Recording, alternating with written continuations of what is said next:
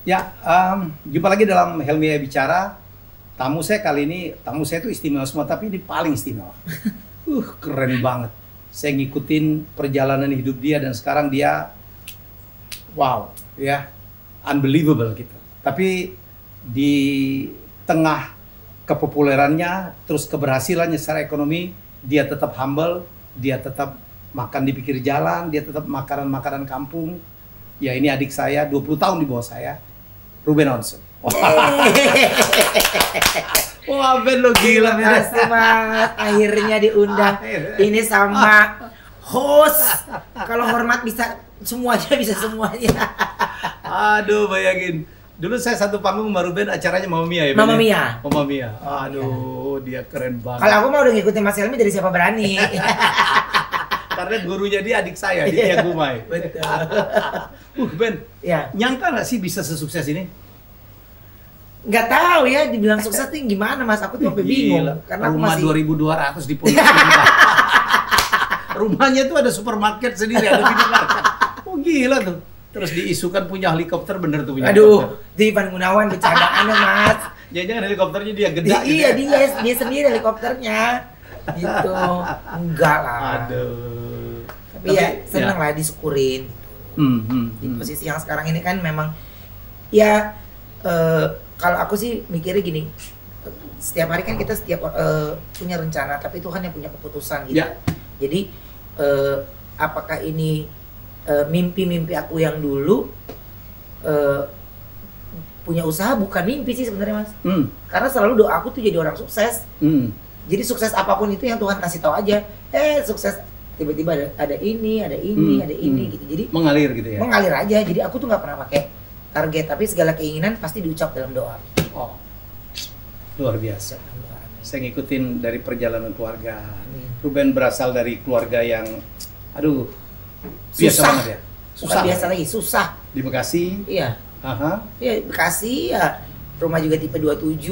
Oh iya. Tipe 27 ya, cuma 2 kamar ya. Maksudnya papaku juga kita 4 kakak beradik yang 4 gaji ya? 4. Oh, saya pikir dengan Jordi doang 4. Enggak, ada satu lagi. Terus 4. Jadi terus gajinya 1,5. jadi apa? Papa betul. Iya, pokoknya dia bolak-balik kita di PT Mil Duta itu yang bangun ruko gitu. Jadi dia yang survei dulu sebelum dibangun. Ini dulu itu. Oke, Jadi menarik nih cerita. Ya secukupnya. Gitu. Nanti kita akan explore. Tapi Ben, biasanya saya mengawalin acara saya dengan rapid test. Ya. Ada hubungan sama corona sih. Ya. Saya akan ajukan 4-5 pertanyaan. Ruben harus memilih satu di antara 2, tapi cepat. Ya. Kayak, nomor 1, host televisi atau pebisnis? Pembisnis. Pebisnis. Oke. Baik. Oh, pebisnis ya jawabannya. Saya pikir host televisi gitu. Nomor 2. Olga Saputra atau Julia Perez? Olga Saputra. Olga Saputra. Oke. Terus kehilangan job MC sekali atau kehilangan karyawan? Kehilangan job MC sekali. Oke. Baik, Ben. Kenapa Ruben lebih memilih pebisnis daripada host televisi? Kalau aku, ya ini pertanyaan yang belum pernah aku jawab. Oke. Jadi aku sudah ada di titik yang mau ngapain lagi sih gue di TV ya gitu. Ya. Sampai gue bingung, gue sampai di brief aja gue merem aja, gue udah tahu apa yang mesti gue lakuin gitu. Jadi terus karena kan semua rundown kayak untuk talk show khususnya gitu kan pasti dikirim H-1. Jadi kita pelajarin dulu siapa tamunya besok dia. Oke. Kalau aku nggak kenal pasti aku googling dulu. Oh.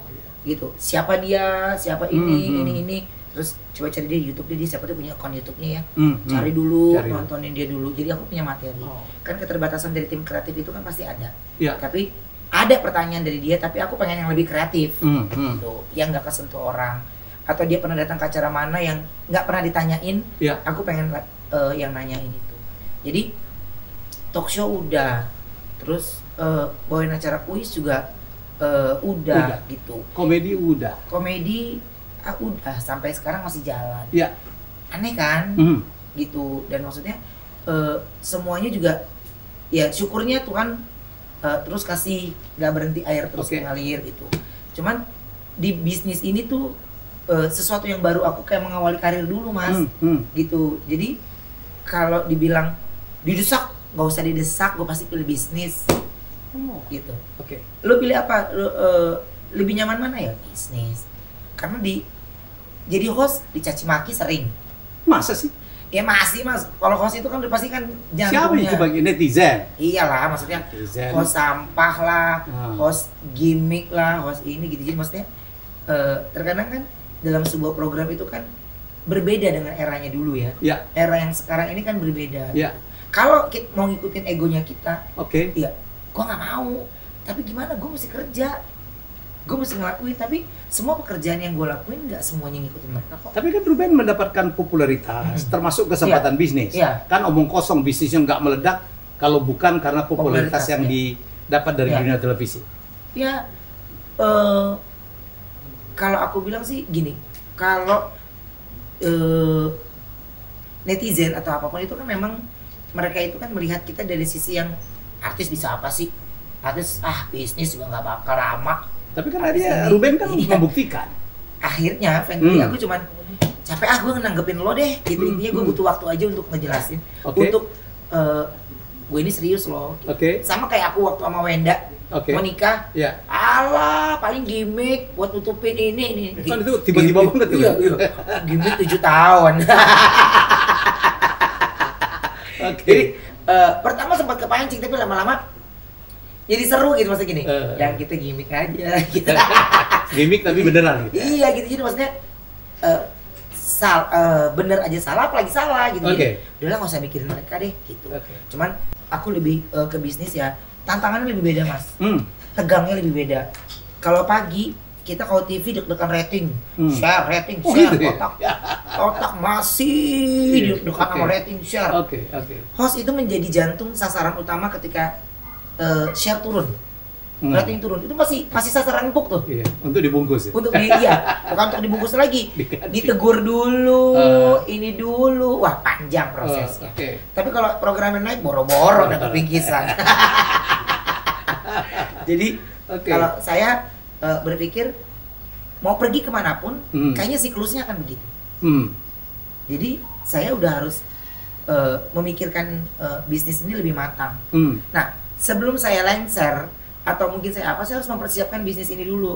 Jadi jangan ketika saya sudah tidak dibutuhkan TV, saya nggak punya apa-apa. Gitu, saya nggak mau. Jadi Ruben udah mempersiapkan itu ya? Iya. Jadi ketika saya sudah tidak dibutuhkan, ya kan kita harus mengakui. Tadi saya bercanda tuh Ben, waktu saya nanya host talk show atau host televisi atau pebisnis. Saya pikir kamu jawabnya yang pertama pasti. Karena kamu you got the fame, the popularity dari sana, ya kan? Kesempatan bisnis di sana. Ternyata kamu sekarang lebih memilih pebisnis. Iya. Itu udah panggilan. Aku udah lebih seneng. Gitu karena kenapa? Kan dua-duanya, satu menghibur orang, jutaan orang. Iya, sudah pernah di masa itu. Iya. Dan sekarang ini ketika aku lagi ada di sana, aku harus bikin Ben, lu kan masih muda, lu kan 37, Ben. Mas, tapi kan era yang baru ini tua banget lo pikiran lu. Era yang baru ini kan terus ada terus kan Mas. Iya. Pendatang baru terus ada. Tapi kan Ruben kan tetap tidak tergantikan. Amin. Gue tahu banget tuh, tiap kali ada acara baru, hostnya kalau nggak Raffi, Ruben, Irfan Hakim itu doang. Kayak nggak ada orang lain gitu. Jadi kalau saya tuh bersyukur, maksudnya ya selama ini masih ada, saya masih dibutuhkan, ya saya masih jalanin. Tapi saya nggak boleh terlena. Kalau dulu kan kalau program di drop, kepikiran, wah ini ngapain Pak program di drop? Iya nggak apa-apa, makasih. Sekarang masih ada brownies dong ya? Masih ada, ya syukurnya saya masih pegang program-program yang usianya panjang. Usianya panjang, yang nggak ada yang singkat, itu ada yang cuma setahun. Pasti ya hitungannya bertahun-tahun. Dan memang ketika menjadi punya usaha gitu, jadi itu tantangannya lebih bertemunya bukan teman selebriti Mas, tukang ayam, tukang tepung, tukang keju, furniture, tukang ini desain interior, ini spek-speknya, bertemu lebih banyak orang, lebih bertemu dengan banyak orang, terbuka lah ya, dan terus ini jadi lebih gini, gila ya ternyata pekerjaan itu nggak hanya di situ doang. Gila kemarin-kemarin gue jenuh sama syuting, gue stres sendiri, ini sendiri. Ternyata banyak kegiatan seru yang gue lakuin gitu. Tapi sekarang stres lah begitu corona ya. Aku stresnya dia ketawa ini ketawa dalam duka saudaranya. Tawa duka, tawa. Gitu. Jadi ya kalau stres kalau karena corona ini itu sudah pasti mas, itu pasti karena ini isu dunia ya. Yang kita nggak bisa ngapa-ngapain. Saya lebih menyalahkan diri saya itu orangnya misplan. Tapi plan A cuma nama plan B doang. Ternyata setelah ada kejadian corona ini saya nggak bisa plan A plan B. Harus ada C D E F G H I J. Nggak boleh AB. Ini sekarang AB udah kesaku bersih loh mas. Ya. Jadi akhirnya saya mendadak panik. Saya 3 minggu itu waktu corona itu takut kemana-mana. Ini kemana-mana, orang datang curiga terus awal. Terus kayak saya ada program dari Doonsu, cuman bisa kirim orang rumah yang nge-shoot kirim memori doang. Pakai ojek. Enggak, takut. Dan akhirnya wong perusahaan yang saya nggak tidak kita tangan kita langsung ya begitu. Wong. Udah, akhirnya saya berpikir nggak bisa ini. Gue bisa jatuh miskin ini begini nih. Nggak bisa ini gue. Jadi drop itu kemarin waktu jadi corona itu omset turun berapa persen? 70. Pertama awal masih 40%. 40% 40, 50, pokoknya pas udah 60 aku langsung nggak bisa. Gue turun. Turun langsung. Ke 70. Orang selama ini pikir itu namanya Ruben cuman dipakai doang tuh. Ya. Dia tidak turun kan. Cuman dipakai namanya doang. Bensu dapat royalti sekian persen. Ternyata Ruben betul-betul turun. Saya sendiri mas. Jadi saya kalau ada tuh di Instagram saya tuh ya saya membuat sebuah company kecil buat saya, tapi saya cuma bertujuan kenapa sih makanan asing bisa menjadi harum di negara ini, kenapa nggak makanan kita sendiri harum di negara ini, itu doang. Dan terus kan saya coba kepengen, saya punya, ya saya ibaratnya babu yang punya banyak keinginan mas gitu, yang ibaratnya yang ini, gue pengen ini deh, iya. Lama gue gak dengar kata babu. Yang halu-halu pengen gini gitu, jadi aku pengen banyak keinginan yang aku pengen wujudin. Tapi kalau kita nggak ada jalan kerjanya kan nggak akan bisa dapat apa-apa. Salah satu contoh misalnya sekarang ini perusahaan yang aku pimpin ini ada namanya Onsu Pangan Perkasa. Onsu Pangan Perkasa ini membawahi beberapa brand. Geprek Bensu, terus Bensu bakso, Bensu drink, Bensu nugget, Bensu otak-otak, terus Big Ben kopi, apalagi Ben Sunda. Apa itu Ben Sunda? Ben Sunda itu makanan Sunda. Makanan Sunda. Iya, jadi all you can take 30.000 orang bisa makan sebanyak-banyaknya. Wow. Gitu. Jadi aku ada di Gandaria tempatnya. Jadi aku paling suka ngeramu. Gue mau bikin gini, gue mau bikin gini. Oh gitu? Iya. Gue bikin gini. Jadi saya pikir cuma nama Ruben doang dipakai. Itu udah keseringan orang tuh begitu. Ben ini gue franchise. Iya ke gue. Iya ke gue. Lu datang ke kantor gue. Gitu. Jadi kadang-kadang ya mereka yang memang itu ya kadang ketemu aku, kadang ketemu staff. Yang meledak memang geprek ya. Geprek. Karena memang. Kenapa milih ayam geprek itu kenapa sih? Ya aku nggak cocok mukanya kampung gini makan pizza. Emang cocoknya makanan tangan mas. Kenapa harus ayam? Awalnya aku itu main telur. Aku dulu main telur mas. Jadi di beberapa hotel di Jawa, Bali, itu aku supplier telur. Hotel-hotel. Tukang-tukang ayamnya, jangan beli telurnya doang dong. Ayamnya dong. Kita bingung nih, karena kan kalau mereka udah beberapa kali bertelur, ayamnya tidak produktif lagi gitu. Bikin apa ya? Nah, ada salah satu di Jogja, namanya ada geprek. Ya, aku cuma namain doang geprek Bensu. Udah gitu doang. Saya pikir dulu ya, ini cerita aja. Dulu waktu saya siaran sama Ruben di satu panggung, Mama Mia, wah top banget dulu. Dulu kalau kita break itu kita latahin dia. Latahin dia, ayam. Saya pikir ada hubungan dengan itu. Enggak, karena daging mahal mas. Aku nggak bisa muterin uangnya kalau daging. Saya dengar di geprek Bensu itu, Ruben katanya nggak terlalu ngambil untung tinggi-tinggi amat ya? Enggak. 15.000 mas, per makanan 15.000. Untung tuh 1.000. Oh ya? Untung 1.000. Lebih kepada ada quantity aja. Nolong orangnya. Iya. Jadi gini. Nah, itu yang akhirnya saya tuh lebih gini. ini mimpi gue yang gue kepengen wujudin gitu. Aku tuh cuman gini doang, lu tau gak sih banyak orang jahat tuh karena mereka nggak punya kerjaan. Gue yakin mereka tuh gak ada orang dari lahir tuh jahat, gak ada, karena mereka tuh nggak punya kerjaan. Jadi lo harus kasih dia. Dan saya bilang kayak di Geprek Bensu ya, saya mah bukan usaha yang mewah gitu, tapi buat saya minimal saya bisa menampung orang bekerja. Jadi ketika saya punya di tempat situ, yang saya utamakan adalah penduduk wilayah situ dulu. Good. Penduduk wilayah situ dulu. Buka di sini, penduduk wilayah situ dulu. Jadi kalau sekarang ini 135 outlet. Berapa pegawai? 6.500 semula. Iya, semula. Sekarang yang diselamatkan. Akhirnya diselamatkan hanya 4.000 orang yang bisa. Itu udah maksimal. 2.500 apa? Terpaksa di PHK? Terpaksa dirumahkan. Tapi dengan kompensasi, saya kasih 1 bulan gaji dan 1 bulan THR. Wow. Itu sudah maksimalnya. Maksimal. Kenapa saya kasih kayak gitu? Sebenarnya kan kayak 1 bulan gaji juga udah oke. Ya situasinya nggak oke, Mas. Gitu. Jadi tapi ini maksimal yang saya bisa lakukan karena minimal mereka bisa 2 bulan nafas. Ya kan? Tapi saya bilang sama mereka, doakan saya kembali pulih. Kalau saya kembali pulih, kalian nggak bisa kerja, saya utamakan orang-orang yang sudah saya rumahkan dulu. Tadi waktu saya tanya, Ruben, kehilangan 1 job kerjaan MC atau apa kehilangan karyawan? Ruben lebih rela untuk kehilangan 1 job MC. Bagaimana sih rasanya kamu harus merilis 2.500 orang tuh, Ruben? Wah, Mas, itu berkecamuk rasanya. Berkecamuk, sedih gitu. Ya, saya pernah ngerasain jadi orang susah, Mas. Jadi ini bukan keputusan dari kita mau gitu ya, tapi ya kami pun juga harus, saya lagi menakodai kapal soalnya. Tapi saya bertanggung jawab dengan cara saya menurunkan awak kapalnya, saya kembalikan dengan tidak dengan tangan kosong gitu. Tapi kan kondisinya saya harus terus melaju, tengah terpaan terus, ombak ini dan ini tidak hanya saya, semuanya. Jadi ya masing-masing pintar bawa diri dan ini cara saya untuk bisa membawa brand saya, gitu. Dia di usia yang ke-3 tahun saya menganggap ini perjalanan saya gitu. Perjalanan saya untuk nggak gampang, punya brand itu nggak gampang. Dan syukurnya kan Geprek Bensu, band Bensu Bakso itu saya sudah punya di Hong Kong, Mas Helmi.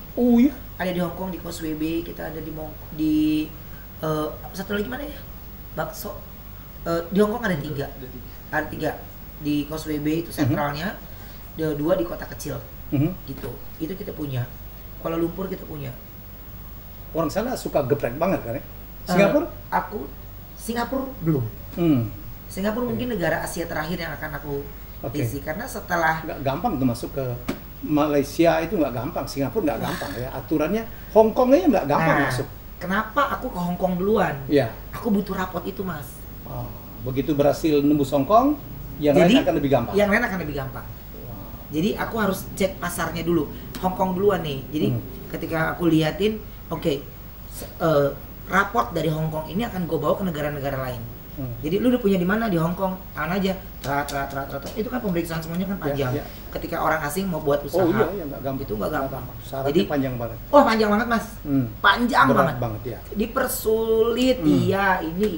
Tapi saya cuma berpikir gini, saya anak Indonesia, saya anak kecil doang. Restoran saya harus ada di negara kalian. Ben, kembali Ben.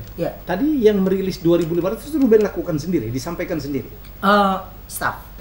Tapi itu kami melewati proses yang cukup panjang. Hampir 1 minggu. Ruben, saya dengar nangis ya melakukan itu. Wah, saya sedih. Kebayang mereka pulang. Punya keluarga. Punya keluarga ya, maksudnya mendengar ini. Ya mereka harus dirumahkan karena saya nggak bisa. Saya bilang, ini kan banyak, ya ada beberapa yang nggak bisa bahkan ngasih THR. Jadi ada beberapa yang saya harus mengeluarkan kocek pribadi saya. Harus mengeluarkan kocek pribadi saya untuk. Ya karena kalau ngomongin uang perusahaan lagi nggak sehat, Mas. Pemasukannya nggak ada. Pemasukannya ada, bukan nggak ada. Pemasukan ada tapi nggak nutup. Kalau untuk saya harus kasih 1 bulan. Dan Ruben teringat dulu, saya tahu Ruben berasal dari, dulu katanya pernah jadi cleaning service ya? Iya, aku pernah jadi cleaning service di Hotel Golden. Itu beneran? Bener. Di tempat parkiran kan? Iya, di public area. Di situ aku proses, dari situ aku baru Di situ lumayan lah ya, 8 bulanan. Cleaning service di Hotel Golden Angkasa. Gitu, terus aku nge-apply lagi ke Hotel Sahid tapi dapetnya di Cikarang. Gitu. Sahid Cikarang. Jadi apa? Itu F&B service. F&B service, lumayan di luar. Iya gitu. Jadi ya apa ya Mas, maksudnya saya ngerintisnya tuh bener-bener tahu banget dari awal bagaimana saya punya uang Rp1.000 tuh seneng, terus kayak makanya saya kalau ke restoran selalu ngasih tips itu seneng banget pasti kan, walaupun cuma 5.000 tuh buat kita itu tuh reflect bagaimana dulu Ruben ya diperlakukan kayak gitu. Iya, jadi saya kepengennya yang intinya lo pada semangat kerja deh, keren deh, karena kita nggak tahu sekarang lo jadi ini, besok lo jadi presiden, kita nggak ada yang tahu. Jadi untuk semua yang pekerjaannya pernah kayak saya dulu, tetap semangat aja lah gitu. Tapi dalam waktu itu tuh jiwa seninya terus ya Ben? Lenong itu lagi lenong, cuma Lenong lagi redup Mas. Ya dengan apa? Aditya Gumai. Cuma kan Lenong Bocah kan pada saat itu udah ada masanya, udah habis ya. Habis ya. Jadi saya harus kembali bekerja untuk bertahan hidup. Oke. Gitu. Saya dengar dulu siapa nyebutnya Papa Mama ya? Papi Mami. Nggak terlalu support ya? Papa nggak support. Gak suka. Mama juga nggak support. Biasa aja. Biasa aja. Akhirnya saya mengawalinya itu dari nganterin Jordi kan dulu. Oh, Jordi duluan? Jordi duluan jadi artis. Saya nganterin dia waktu zaman Rizal Mantovani yang Avantgarde, studio Avantgarde yang di BDI situ ya? Iya. Oke. Ya di situ. Jadi masih nganterin dia, bawain mobil. Gitu aja, jadi nggak ada kepikiran jadi artis. Yang suruh saya jadi artis itu Aditya Gumai. Iya. Cerita dong tentang peran atau kontribusi atau jasa seorang Aditya Gumai kepada seorang Ruben Onsu. Saya itu kalau ngomong Aditya Gumai pasti nangis karena nggak ada nama Ruben Onsu tanpa ada Aditya Gumai Mas. Ya.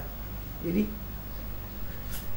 dia total nolong. Wah, saya pernah numpang hidup sama dia. Oh ya? Saya pernah numpang hidup sama dia, jadi karena saya dulu hidupnya nggak meratap-ratap sih gitu, jadi happy aja, bawa tas buat seminggu sama Olga, numpang ya sama Olga, numpang di rumah Mas Adit, numpang di rumah Cikawode, iya gitu, jadi numpang, padahal Cikawode juga ngekos, jadi gantian sama Olga, hari ini saya tidur depan kamar mandi, ntar Olga yang di pinggirnya, karena nggak ada sedih, jadi kita dasar happy aja, jadi nggak ada yang ngerasa orang dia kosan juga sempit. Oki Lukman juga zaman itu ya? Oki Lukman senior kita di atas. Senior dikit. Iya. Tapi masih bertemu, iya. Dan dia udah mulai agak naik. Nah, udah meledak banget. Oki Lukman meledak banget. Oki Lukman, Melissa Grace ya. Gitu. Pada saat itu. Wow. Saya kemarin Aditya Gumai dengan saya dekat sekali. Karena kita berasal dari satu daerah. Selama saya jadi Duta TVRI dia selalu support, selalu jadi dewan juri. Saya Instagram dia saya follow. Saya juga ikut touch gitu begitu dia ngabarin, wah saya seneng banget dapat kiriman makanan dari Ruben Onsu, ternyata dia masih ingat gua. Aduh, gue juga mau nangis tuh Ben. Aduh, itu yang saya bilang, Ruben luar biasa ya, ingat sama orang yang berjasa pada Ruben gitu ya. Itu ya maksudnya dia nggak pernah minta apa-apa, nggak pernah minta ini, jadi setiap dia minta tolong pasti saya siap kali. Nggak pernah bangkil-bangkilin juga kan? Enggak, saya nggak ada sama sekali. Jadi pada saat itu dia punya program juga tuh di TVRI apa gitu. Siap Kak Dit. Sanggarananda. Iya, Sanggarananda. Iya, siap Kak Dit. Oke Kak Dit. Jadi nggak ada yang bisa saya lakukan. Jadi kalau saya ngomong sama istri saya, ngomong sama semua staff-staff saya, kalian asal tahu ya, nggak ada nama Ruben Onsu kalau nggak ada sosok Aditya Gumai di belakang. Jadi sosok beliau tuh sosok yang harus kita bilang. Dan dia melahirkan banyak sekali artis. Banyak bintang. Zaman itu ya. Ada Oki Lukman, Olga lagi gila-gilanya, ada Ruben Onsu di belakangnya. Wih, Dude Herlino, Zizi Sahab, wah meledak-meledak. Oh, Zizi juga di situ ya? Zizi situ juga. Zizi Sahab. Dan dia melakukan itu sampai sekarang, Ruben. Iya. Dia masih melakukan itu sampai sekarang. Jadi saya kalau ngeliat ada adik-adik kelas saya tiba-tiba main bareng sama saya, itu pasti saya tempel di TV. Ada rasa segan dia ke saya, tapi saya langsung sini loh. Gini. Kalau tempat gini, caranya gini, cari gini. Karena saya nggak mendapatkan itu di tempat ketika saya baru memulai kerja. Oke. Jadi saya nggak beradaptasi sendiri. Nah, kalau sekarang kan era-eranya nih trennya berubah, ya kan? Kalau mental nggak kuat-kuat banget kan? Wah, kesannya kita dibully, Padahal sebenarnya lu bully balik tuh akan jauh lebih seru. Iya, iya. Gitu, tapi jadi saya tarik dulu. Ah. Ini gini loh, ini gini. Lu jangan syok, emang bercandanya gitu. Oke. Ini jangan gini gitu. Jadi Dan Ruben itu saya anggap orang yang sangat care ya. Pada saat Jupe ya, up and down-nya ya, pada saat sakitnya. Olga juga top kemudian sakitnya, dan saya lihat Ruben tampil di situ gitu. Tadi saya milih antara Olga dengan Jupe. Ruben lebih memilih Olga ya, walaupun dua-duanya adalah sahabat Ruben. Kenangan dengan Olga tuh segila apa sih? Seintens apa sih? Karena kan sama Olga itu kan terakhir saya nggak bisa ketemu.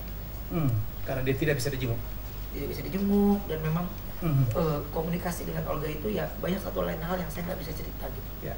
Jadi yang tahu bagaimana saya rindu dengan dia itu ya dia pasti berasa. Bagaimana saya sayang dengan dia tuh dia pasti berasa itu.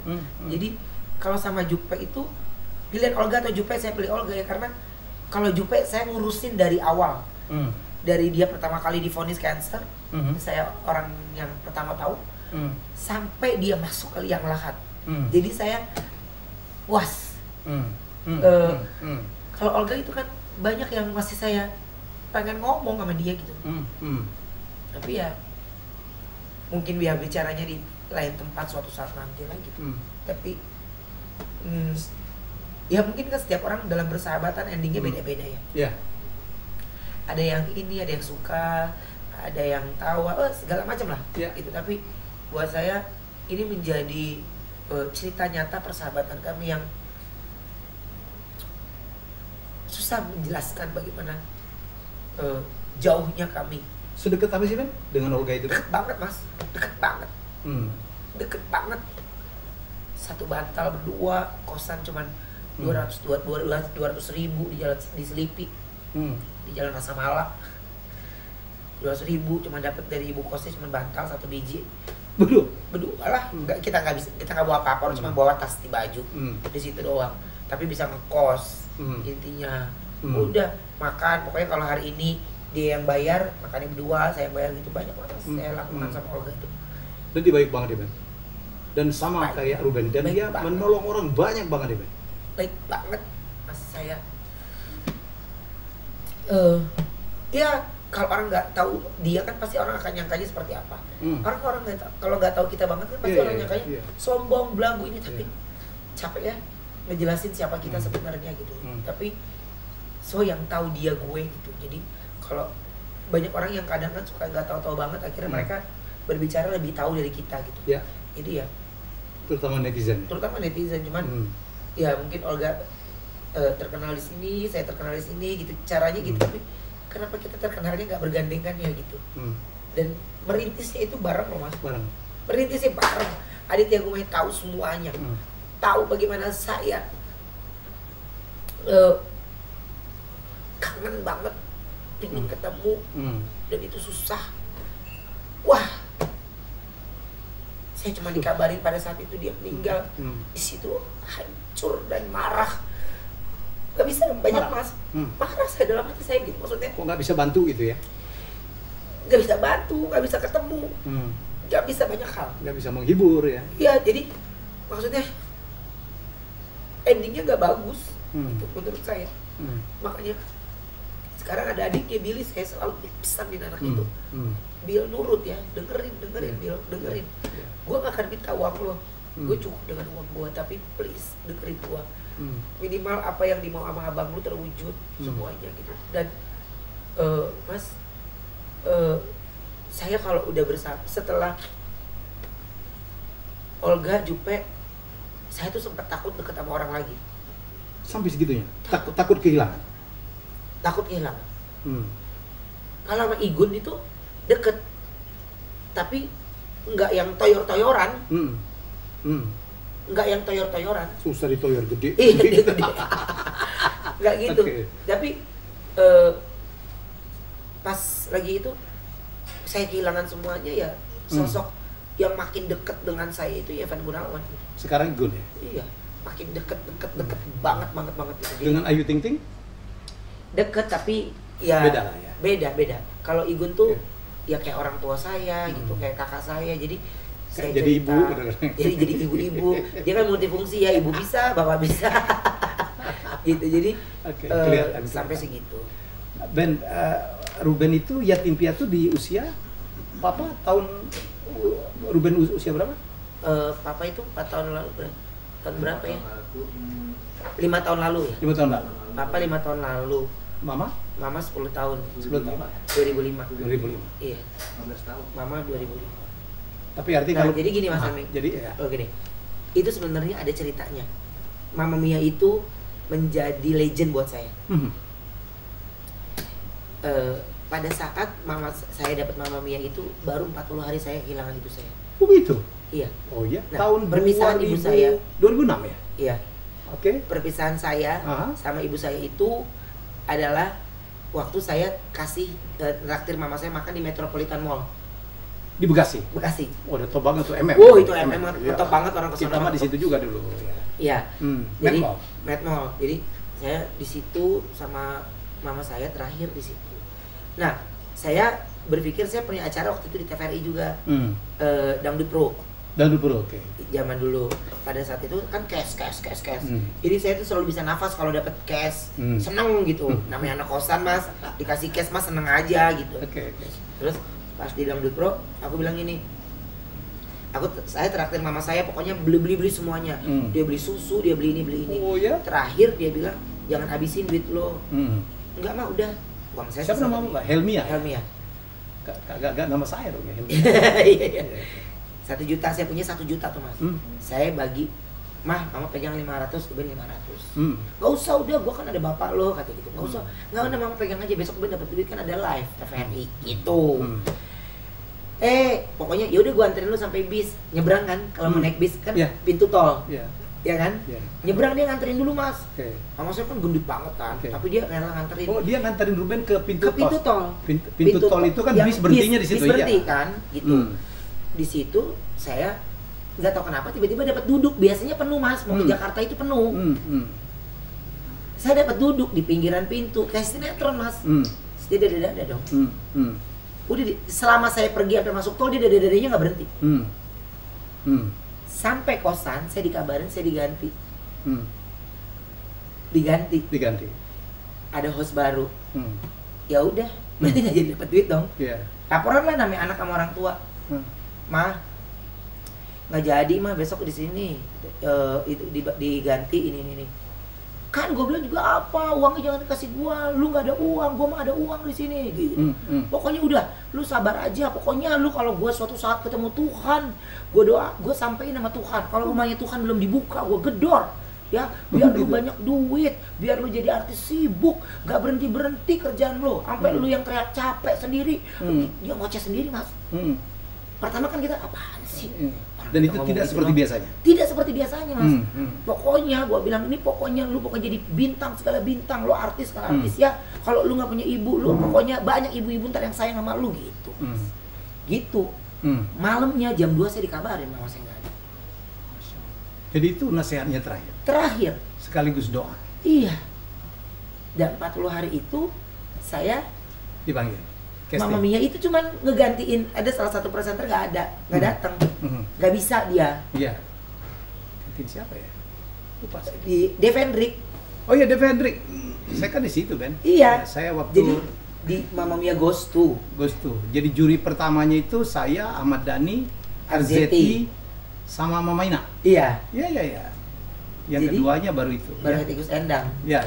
Jadi pada saat itu aku tuh cuma antrian doang Mas. Sama Sophia Lacuba. Iya, Sophia Lacuba. Aku cuma antrian doang. Tiba-tiba Devendrik itu ada yang nggak bisa, saya sempat gantiin. Sekali 2 hari aja gitu. Oh ya udah 2 hari. Namanya anak kosan, "Pak, tapi gimana Pak?" "Cash." Sama Pak Dodi waktu itu. Dodi Ciprianto. "Cash." Bos. Gitu, itu bos. "Cash." "Siapa?" Gitu. Terus besok lagi ya. Siap. Jadi waktu Mama Mia Ghost tuh aku cuma pengganti. Nggak ada itu Mas, nggak ada kepikiran apa-apa gitu. Ganti Ghost tuh udah. Terus dari situ langsung, "Ben, kita lanjut terus ya. Mama Mia Ghost ini Ruben terus." "Ya Pak, tapi konsernya enggak." Iya Pak, oke Pak. Ya emang dasar otaknya duit kan, intinya kosan gua ngebul, ini akhirnya bisa kredit mobil tuh Ayo dari, aja. Oh ya. ayo aja dari Mama Mia Mas. Pertama iya. kali saya punya mobil itu Mama Mia. Oke. Dari Mama Mia itu berani Itu kredit Mama Mia mobil. satu kan ya? Iya. Iya. Itu. Jadi kalau ini rumus di panggung nih, selingan sebentar. Jadi jangan pernah digantikan oleh orang yang lebih lucu. Kelar hidup lo. Kelar. Karena di Mama Mia 2 itu terjadi. Iya. Jadi waktu itu host utamanya kan Stanley Agustaf. Stanley Agustaf. Satu hari dia punya job di Bali. Diganti oleh Deddy Cagur. Deddy Cagur kan kita ledek-ledek. Iya. Belum bisa MC itu, Mak. Belum. Bisa. Iya. Diledekin sama Ruben. Ternyata dia lucu banget. Selesai udah. Diperpanjang. Iya, Aduh. jadi cagur nyangkutnya. Ben, ibu kemudian menitipkan kepada seseorang yang namanya Ibu Dita itu. Iya, betul. Nitipkan sama Ibu Dita. Aha. Jadi dia yang ngurusin aku semuanya. Ya. Ya lumayan tertutupi rasa rindu saya sama orang tua Oke. saya karena Itu temannya Mama. temannya Mama, Oke. bukan itu. Jadi yang udah saya anggap udah melebihi saudara ya. Ya. Jadi Ibu Dita itu yang Tapi Ruben setiap apa? Setiap Natal, setiap hari raya? setiap Idul Fitri. Setiap Idul Fitri. Jadi Muslim ya? Muslim. Oke. Jadi Dia ngurusin betul Ruben ya? ngurusin semuanya. Sama Jordi? Iya. Hmm. Jadi kalau kita nggak akur nih adik kakak dia yang Ya. ini. Tapi dia juga sama kayak mamamu ya? Nggak mau juga terlalu memanfaatkan anaknya sudah populer nggak gitu mau. ya? Diajak jalan kemana-mana aja nggak pernah mau. Dia cukup bahagia, anaknya Yang penting udah sehat berhasil. aja. Sehat. Sehat. Yang penting ini gitu aja. Tinggal di Bekasi? Bekasi. Nggak mau pindah Mas. Sampai sekarang? Iya. Pernah Ruben coba ajak? Ajak nggak mau. Sampai aku bilang mau pergi kemana ke luar negeri, tunjuk mau kemana. Ruben kasih apa gitu terima? Ngomel dulu. Ngomel dulu, kasih uang misalnya. Iya, Wajar maksudnya dong. ngomel dulu maksudnya gini. Ya lu pentingin dulu dia keperluan lu ya. Kita ada keperluan ya. Iya, iya. Maksudnya ya ada, nggak mungkin nggak ada banget gitu. Jadi ya gimana sih Mas nama orang tua maksudnya ngerasa serba kecukupan, jadi kayaknya lebih baik buat anaknya gitu. Dia jadi nganggap Ruben sama Jordi itu kayak anak sendiri ya? Udah kayak anak kandung aja. Dan Ruben Jadi kalau ngajak. aku kesel sama Jordi, laporannya sama dia. Ini juga laporan sama dia. Gitu. Jadi tadi yang nengahin. Jadi Ruben ngajak Sarwenda, ngajak Iya. apa Thalia semua. Iya kesana harus ya? iya. Hmm. Waktu saya menikah juga dia harus izin sama Ibu Dita. Jadi saya kenalin dulu, karena kan saya nggak bisa gak ada ibu kandung kan. Jadi tapi saya berbekasnya adalah di nikahan saya sama Sarwenda, saya nikah di hari tanggal lahir ibu saya. Ibu yang mana? Ibu Dita? Ibu kandung. Ibu Helmia itu? Iya. Jadi ibu kandung saya nikah di tanggal itu, padahal kan waktu itu nikahnya hari Selasa Mas. Ben, ibu kandungnya meninggal pada saat itu Ruben udah ngetop belum? Belum. Udah Kayaknya sukses setengah nggak? mateng ya Mas. Masih nggak matang? Iya masih setengah mateng. Udah lenong tapi Setengah udah mateng lagi. dangdut pro itu kan waktu dangdut pro itu kan yang ada di situ kan bintang-bintang top Iya. biasanya. Kan di luar auditorium itu kan? Iya, Sorry, ya. pinggir jalan. Iya, betul. Tiap hari Rabu. Tiap Rabu. Iya. Tiap Rabu malam itu penuh itu Kan penuh lagi. Ruben MC-nya. Itu aku MC-nya. 2 tahun. 2 tahun. 2 tahun di dangdut pro. Sama terus sebelum dangdut pro tuh aku kamera Ria dulu Mas. Sebulan sekali. Iya, Ah. kamera Ria. Lumayan dong itu ya. Mahian sama Pak Ben, Gledek. acara yang membuat Ruben ngetop banget tuh apa sih? Mama Mia. Maunya? Oh, oke. Aku tahu aku ngetop di ITC. Dari Mama Mia, kan pulang malam, pagi ada yang mau dibeli. Kok di ITC? Ruben. Itu acara gila, Ben. Hah? Kok manggil gue? Kan gue kemarin gue sering kesini gak ada yang manggil. Gitu. Jangankan lu kan hostnya, gue kan cuma Iya. juri aja gila, Ben. Gila. Zaman itu kan saya habis Mama Mia itu kan saya nyalon wakil gubernur. Wah itu gila itu. Orang manggil saya itu Mama Mia. Mama Mia ya? Wah itu gila. Everybody love. Waktu itu kan ratingnya tinggi banget. Iya. Rating aja bisa 10, share bisa 30, Iya. 40. Tapi emang keren banget itu. Itu konsep pertama ya. Konsep itu ya. pertama. Jadi ya itu program yang nama Ruben Onsu dikenal lebih banyak lagi ya itu. Itu ya. Yang gila. Tapi kalau nama orang tahu, oh Ruben tahu. Tapi makin melebar itu ya di Mama Mia. Nama Ruben asli apa? Ruben Samuel. Ruben Samuel Onsu. Samuel Onsu. Iya. Onsu itu nama keluarga. Iya. Asli dari mana sih? Papa Chinese. Aha. Manado. Manado. Iya. Ibu Mama orang Arab. Arab. Oh pantas hidungnya maju-maju gitu. Kombinasi yang sangat luar biasa. Di Brownies. Di Brownies. Jadi bintang tamu. Jadi bintang tamu. Terus? Terus ada namanya kepala departemen di situ namanya Mbak Jessica Tahu? Ratu. Aha. Dia lu produserin dia deh. Bagus lu dia. Ini jauh banget rumahnya NTT. Susah tuh kalau mau promo-promo. Coba aja dulu, ada gitu. Ya oke lah. Saya okein dulu. Terus ini suaranya tinggi banget, saya ulang-ulang lagi. Saya bilang, ini siapa ya yang mesti nyiptain lagu anak ini mesti yang ngerti genre-nya. Lagi buka-buka handphone, tiba-tiba Charlie lagi ngupload Instagram. Charlie Van Houten. Oh, dia nih manusianya. Charlie, gue punya artis namanya Bertrand. Dia asli NTT. Nih gue kasih tahu contoh vokal suaranya ya. Wah bagus tuh kak. Lo ada lagu nggak? Oke ada, gue bikinin sekarang. Nggak nyampe 15 menit, gonjreng, dia kirim. Lagu mana? Sahabat Kecil. Sahabat Kecil? Iya. Ini Sahabat Kecil. Di situ belum adopsi. Masih produser ada aja. Intinya gue ngejalanin amanat. Nih gue produserin. Selebihnya belum tahu deh. Gitu. Udah dari situ saya nggak ada kepikiran apa-apa. Tapi kok lama-lama saya punya program MOP channel tuh namanya MOP musik. Jadi saya bikin program-program musik yang orang ya balik lagi aja dunia musik kayak dulu lagi gitu. Yang nggak ada bercanda, nggak ada ini, tapi udah orang full nyanyi, enjoy, serius, bisa berkarya, gitu. Serius. Namanya di channel aku MOP musik. Nah MOP musik itu kok anak ini dia diem aja. Saya berpikir gini, saya harus bikin anak ini supaya nggak jauh. Dia iya bapak. Di orang sana kan gitu sopan gitu kan? Sopan banget. Anak itu sopan banget. Terus kamu jangan panggil saya bapak, kamu panggil saya ayah. Gitu. Dia langsung shock gitu, ekspresif banget kan dia. Gitu. Iya nggak apa-apa ya, udah coba ngobrol di sini. Harus enjoy nyanyi kan kita live, nggak ada recording. Nyanyi live tayang gitu. Upload gitu. Nah dari situ nggak lama anak saya datang, si Talia. Ke saya nih, kan habis lahiran, istri aku kan habis lahiran. Habis pulang ke Indonesia, terus tiba-tiba ini tolong dong bantuin nyanyi ini nih. Cuman kan ini memang spesial Mandarin kan kalau beda. Jadi oke, ketemu sama dia. Anak saya ketemu Bertrand pertama kali nempel.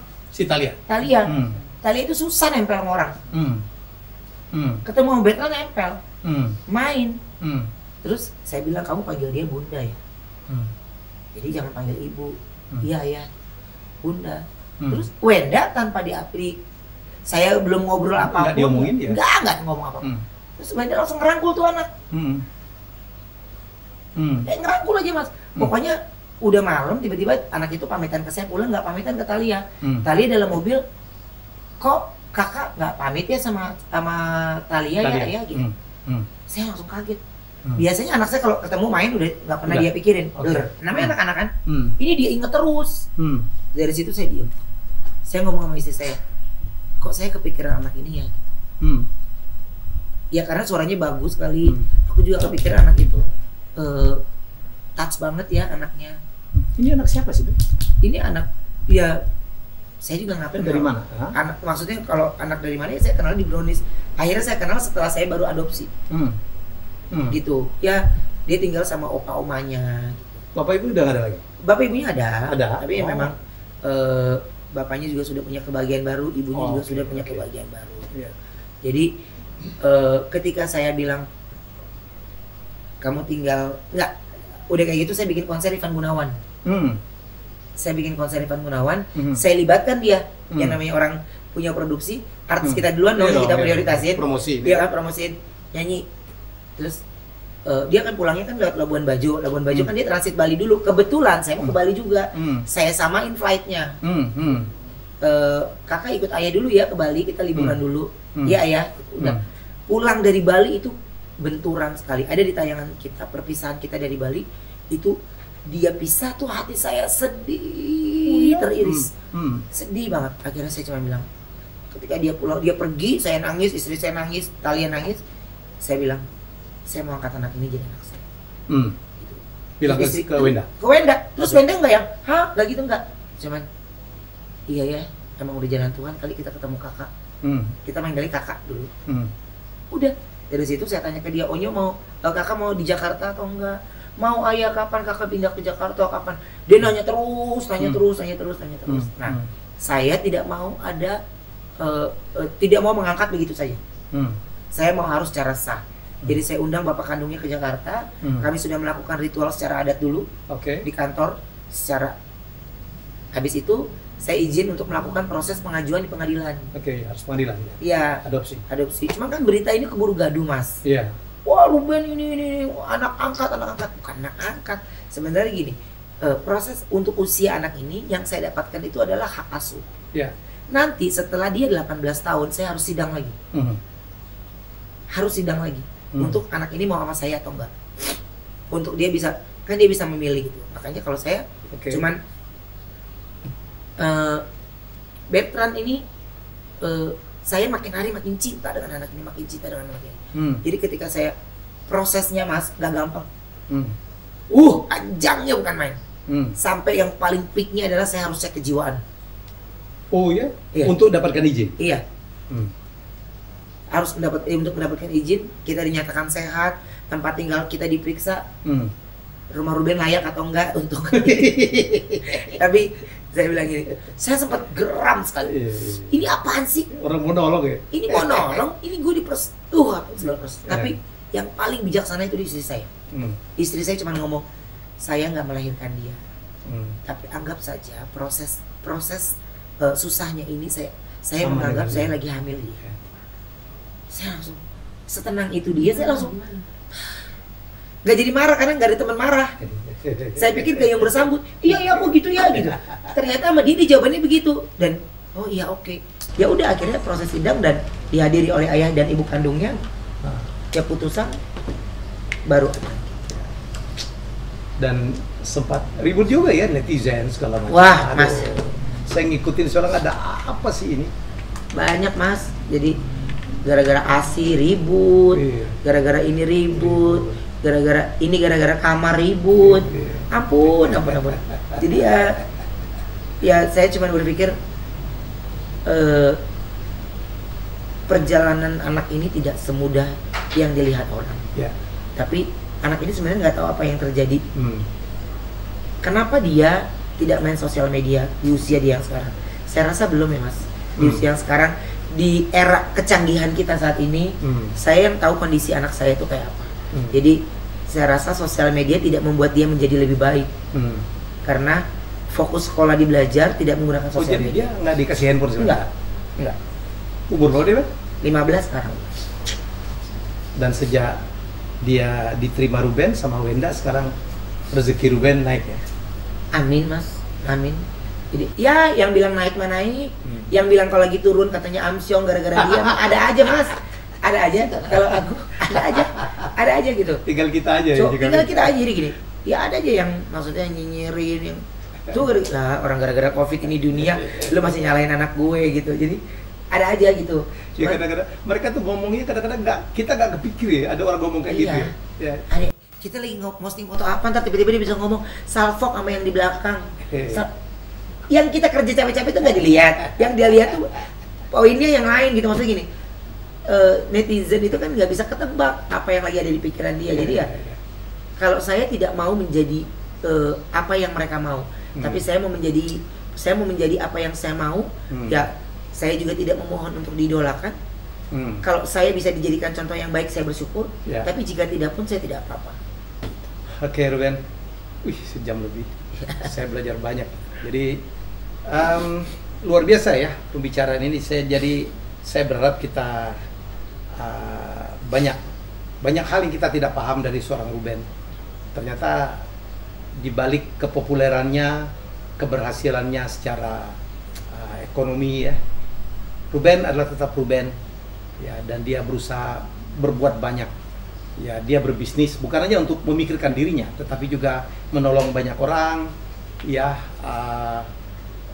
membuka banyak lapangan kerja ya, dan juga dia mengangkat seorang yang namanya anak luar biasa, suaranya gila gitu ya, Bertrand Peto gitu sebagai anaknya ya, dan menjadi keberkahan yang sangat luar biasa.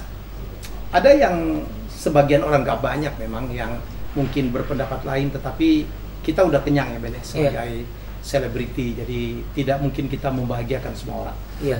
Ya, apa saja pekerjaan baik, sebaik apapun yang kita lakukan, pasti ada saja orang yang menilainya dari segi yang sebaliknya. Jadi apapun yang terjadi, Ruben, saya harus ngaku sebagai seniornya dia. Saya 20 tahun persis, dia tahun 83, saya 63 lahir. Ya, kami sempat sama-sama dalam satu produksi dan saya tahu perkembangan dari awalnya betapa ramanya anak ini, respect kepada senior. Saya masih punya tuh, Ruben tiba-tiba mengirimin saya satu album foto ya. Album foto dia buat dari mana saya nggak tahu gitu. Foto-foto saya, kegiatan saya, dan itu hadiah terbaik dari seorang Ruben Onsu kepada saya. Dan dia 2 tahun lalu barangkali nelpon saya pada saat dia mendapatkan Panasonic Award. Gak usah diceritain. Gak usah dia akhirnya Ruben Onsu mendapatkan Panasonic Award, bisa juga gitu. Akhirnya bisa. Gak usah dibahas. Iya. Ya, gak ada satu nama pun yang boleh keluar ya.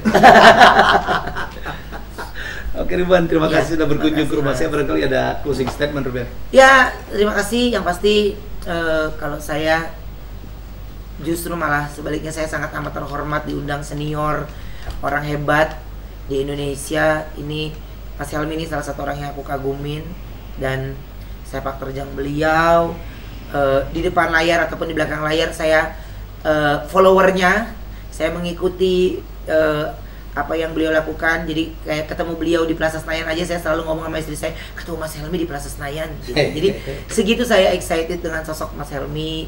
Tapi ya mudah-mudahan saya bisa seperti Mas Helmy dan bisa terus menjadi yang terbaik buat keluarga, terutama kalau saya dulu saya pengen menjadi yang terbaik buat keluarga, baru untuk sekeliling saya gitu.